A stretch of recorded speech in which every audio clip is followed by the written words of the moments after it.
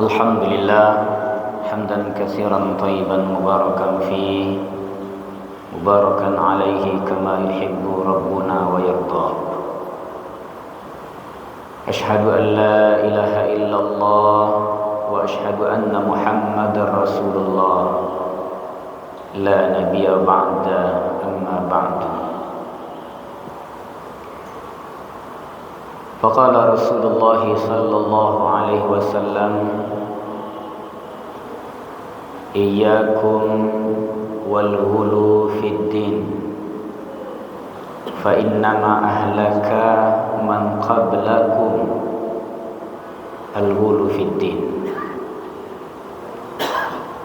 رواه النسائي من رواية عبد الله بن عباس رضي الله عنه. Bapak, ibu-ibu, kaum muslimin dan kaum muslimat jamaah salat asar Masjid Taqwa Muhammadiyah Sumatera Barat yang dirahmati oleh Allah Subhanahu wa taala. Pada pertemuan kali ini tausiah kita membahas tentang berlebih-lebihan dalam beragama. Bapak Ibu rahimakumullah, pada dasarnya salah satu yang membuat umat masa lalu itu menempuh jalan kesesatan, binasa dan hancur karena mereka terlalu berlebih-lebihan dalam agama. Berlebih-lebihan dalam beragama ini dibahasakan oleh Al-Quran adalah al-ghulu. Nabi sallallahu alaihi wasallam bersabda dalam hadis yang diriwayatkan oleh Al-Imam An-Nasai yang bersumber dari Ibnu Mas'ud. Nabi sallallahu alaihi wasallam bersabda, "Iyyakum wal ghulu." Jauhilah olehmu al-ghulu, berlebih-lebihan dalam beragama. Fa innama ahlaka man qablakum al-ghulu fid din.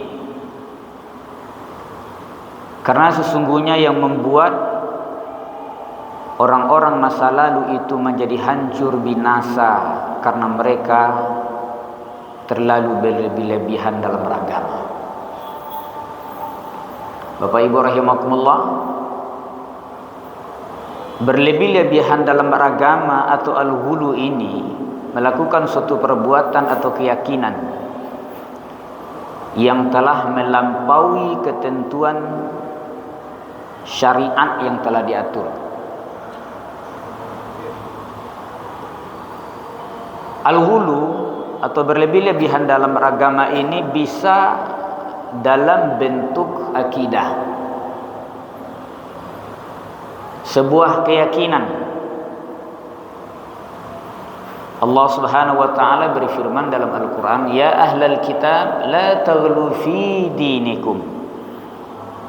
Wahai ahlul kitab, jangan engkau berlebih-lebihan di dalam beragama.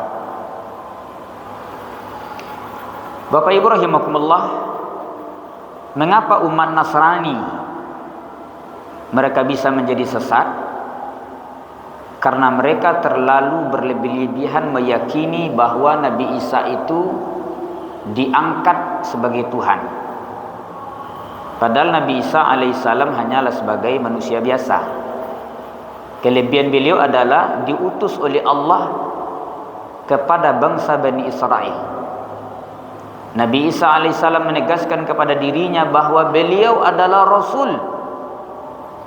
Inni Rasulullahi ilaikum musaddiqan lima baina yadayya minat Taurah wa mubashiran bi rasuli ya'ti min ba'di ismuhu Ahmad. Kemudian pengikut Nabi Isa ini terlalu berlebih-lebihan mengkultuskan Nabi Isa alaihissalam sehingga mengangkat dia sebagai Tuhan. Disitulah letak kesesatan mereka. Tidak sama dengan kita meyakini bahwa Nabi Muhammad adalah seorang Rasul, utusan Allah. Demikian pula Yahudi. Mengapa Yahudi menjadi sesat? Karena terlalu berlebih-lebihan meyakini Uzair adalah sebagai Tuhan. Jadi pangkal kesesatan itu adalah berlebih-lebihan. Demikian pula Bapak Ibu yang dimuliakan Allah Subhanahu wa taala. Kita meletakkan seorang ulama, buya, kiai, kewajiban kita menghormati mereka, mendudukkan mereka pada tempat yang terhormat. Tapi tidak boleh mengkultuskannya. Kalau mengkultuskan itu mungkin kira-kira maknanya sampai-sampai seorang ulama, kiai, buya itu terbebas dari dosa.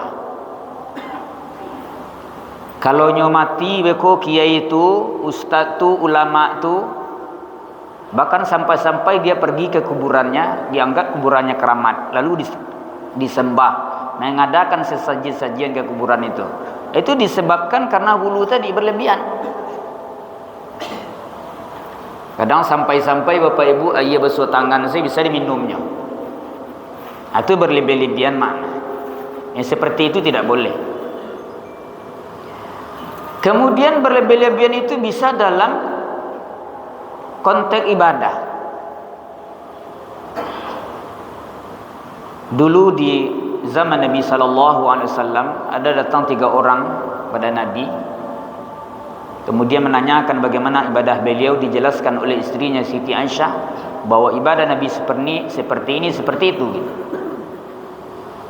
Kemudian ketiga orang ini, Bapak Ibu yang dimuliakan Allah, mengatakan begini.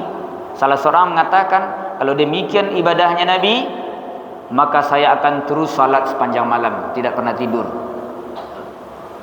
Satu orang lagi mengatakan, kalau demikian ibadah Nabi, saya akan puasa terus menerus pada siang hari, tidak pernah berbuka. Satu lagi mengatakan, kalau demikian ibadahnya Nabi, saya tidak pernah menikah selamanya. Lalu apa kata Nabi SAW, Bapak Ibu yang dimuliakan Allah? Ana azqa minkum. Saya lebih bertakwa daripada kalian. Tapi saya pada malam hari saya tidur, saya bangun, saya ibadah. Kemudian saya berbuka, saya puasa pada siang hari, dan saya berumah tangga. Faman ragiba an sunnati falaysa minni. Maka barang siapa yang tidak menyukai sunnahku, maka dia bukan dari golonganku. Oleh karena itu Bapak Ibu yang dimuliakan Allah Subhanahu wa taala, agar kita tidak tersesat dari agama ini, maka jauhilah terlalu berlebih-lebihan beragama. Demikian, nasrun minallah wa fathun qarib wa basyiril mu'minin. Wabillahi taufiq hidayah. Assalamualaikum warahmatullahi wabarakatuh.